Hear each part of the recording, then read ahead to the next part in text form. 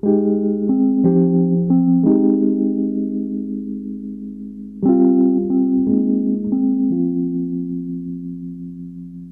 thing about Eyes on Rugby is that, it's opening up people's eyes to the world. And that's for me, this little fat kid from New Zealand has been exposed to this great game and this great world of rugby. It's a rugby family. And I want more kids to have the same experiences as I did.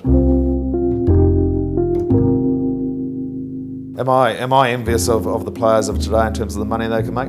I think they have a great life. And we had a great life. I think having jobs helped us in terms of our preparation, in terms of our, dare I say it, balance of life. But it's also, I think it's really important, it's a concern for me today at Harlequins, where I'm a board member, is what are the players going to do after they finish? And I think what Eyes on Rugby are doing well is they're giving players the opportunity to maybe upskill while they're playing, or for those players that get injured, that can't play the game anymore, to maybe look at opportunities on the Eyes on Rugby site so they can get jobs. I think they're really important to global rugby. I think the Japanese, the Georgians, the Portuguese, the island teams, Samoa, Tonga, Fiji, they're so important. A team like Russia, with the opportunity of them possibly hosting a Rugby World Cup, is fantastic to even be talking about it.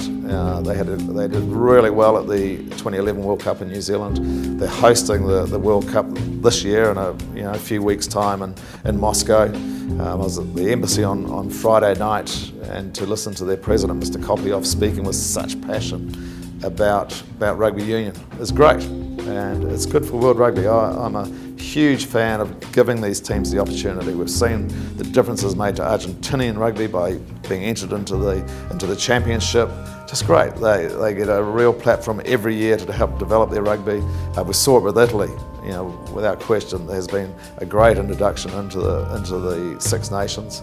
So we need to keep on doing this. I'd love to see one of the Pacific Island teams involved in the Super 15, just to expose, and then to bring the Japanese in maybe. And we're going to see in 2019, with the World Cup being in Japan, rugby in Japan is huge. By having a World Cup there, is just going to, it's going to set Japanese rugby, on a great road. And I think with the introduction of the sevens into the Olympics, I think it gives a huge opportunity to the lesser nations, the Tier 2 nations, who maybe can never compete at 15s, but at sevens they can compete and get a real name on the world stage. Kenya's a classic example of a nation that really struggles at 15s, but at sevens, they're beating the big boys. They're beating the New Zealand team. So I am so excited about Rio 2016 with the introduction of sevens into the Olympics is great for our sport.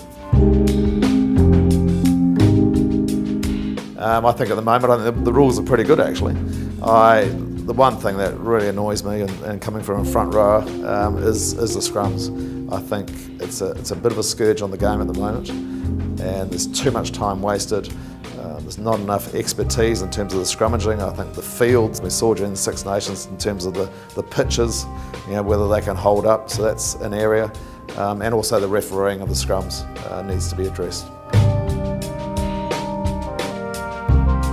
I think that the coaches have become more important than what they were, say, in my day. I had some great coaches. It's funny now, you look at the teams that are winning, it's not so much about the players, it's more about the coaches, in terms of the coaches that have the ability to coach the young men of today. And I think that's a reflection on the environment that they live in, where for us, we were working, we were making decisions, and it was a tough business. You had to learn your trade well, and today, the players play rugby. They don't do a lot else, but the coaches are vital in terms of learning the game inside out and being able to embed that into the players that are playing the game.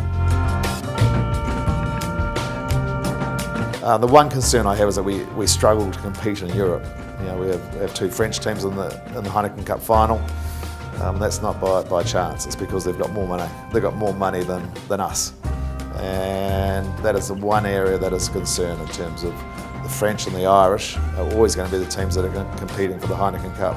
And if, I dare say, if an English team does get through to the final and actually wins the Heineken Cup in the next few years, that's going to be a real milestone.